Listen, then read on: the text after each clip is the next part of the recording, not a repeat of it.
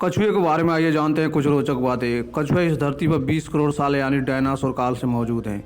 कछुआ का वैज्ञानिक नाम टेस्टोडिनाई है। कछुआ 100 साल से अधिक पुराने हो सकते हैं। हेरिएट नाम का कछुआ, जिसके बारे में कहा जाता है कि वह मूल रूप से 1853 में चार्ल्स डार्विन द्वारा खोजा गया था और बाद में ऑस्ट्रेलिया के चिड़ियाघर में लाया गया था। इसकी मृत्यु 2006 में हुई। उस समय उसकी उम्र 175 साल थी।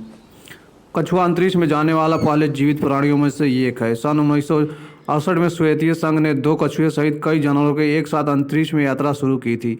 अंतरिक्ष में एक सप्ताह बिताकर लौटने के बाद देखा गया कि इन दोनों कछुए का शरीर का वजन 10% कम हो गया था। अगर कछुए के दिमाग को इसके शरीर से अलग कर दिया जाए तो यह भी 6 महीने तक जीवित रह सकता है।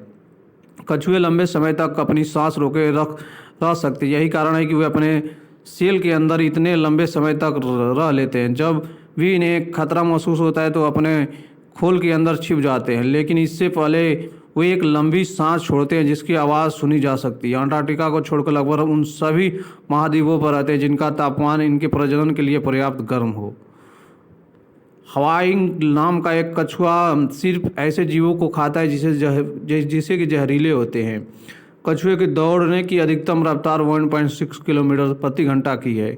कछुए अपने खोल से बाहर नहीं निकल सकते क्योंकि यह उनके शरीर से जुड़ा हुआ होता है और शरीर के साथ ही बढ़ता है। कछुआ मांसाहारी होते हैं, कुछ शाकाहारी होते हैं, कुछ सर्वाहारी होते हैं जो कि मांस और पौधे भी खाते हैं। कई बार कछुए बच्चों को मांसाहारी रूप में जीवन शुरू करते हैं, लेकिन बड़े होने के बाद पौधे खाना शुरू कर देते हैं। यह उस वातावरण पर भी निर्भर करते हैं जिनसे वह रहता है। भूमि पर रहने वाले कछुआ झींगुर, फल और घास भोजन करते हैं, जबकि समुद्र में रहने वाले कछुआ शैवाल, स्क्विड और जेलीफिश आदि खाते हैं। पानी में रहने वाला कछुआ पानी में रहने वाला कछुआ शाकाहारी मांसाहारी दोनों हो सकता है। यह छोटे कीड़े, बड़े कीड़े, मेढक, घींगा आदि को खाता है।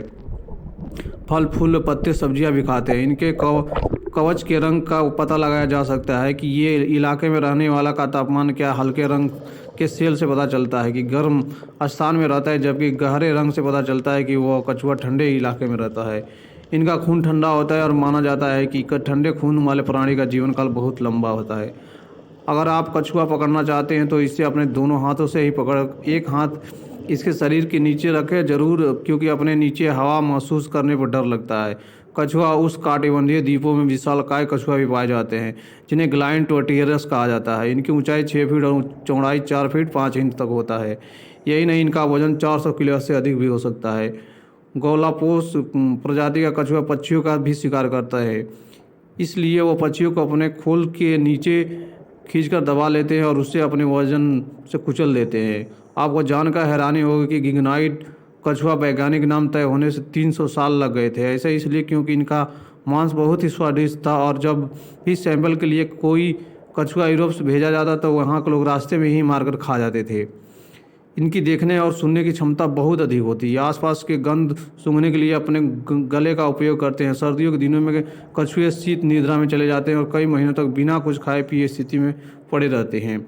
कछुआ अपने खोल के ऊपर होने वाले स्पर्श को महसूस कर सकते हैं। ये अपने मुंह के ऊपरी हिस्से और सांस अंदर खींचते हैं और गंध का पता लगाते हैं। कछुए के शरीर का वजन 40% भाग पानी होता है। दरअसल रेगिस्तान कछुआ बरसात के दिनों में अलग अलग जल स्रोतों से भारी मात्रा में पानी पीकर स्टोर कर लेते हैं ताकि सूखों के दिनों में यह काम आ सके। हर साल 23 मई को विश्व कछुआ दिवस मनाया जाता है। कछुए के मुंह बेहद मजबूत होते हैं, लेकिन उनके दांत नहीं होते हैं। कछुआ का खोल कठोर होने के कारण ये अन्य जानवरों के मनुष्यों की तरह सांस लेने के लिए अपनी छाती नहीं फुला सकते, इसलिए कछुआ में मांसपेशियों एक विशेष समूह विकसित होता है जो उन्हें सांस लेने में लायक करता है। मादा कछुआ एक बार में 1 से 30 अंडा देने के लिए वह मिट्टी खोदकर स्थान बनाते हैं। अंडे से बच्चे निकलने में 90 से 150 दिन लगते हैं। मादा कछुआ का शरीर आमतौर पर नर की तुलना में बड़ा होता है। एक नर कछुए की तुलना में मादा की पूंछ लंबी होती है, जिससे वह दोबारा अपने प्रजनन करती है। आमतौर पर कछुए हमेशा शांत रहते हैं, लेकिन प्रजनन के दौरान फुफकारने की आवाज़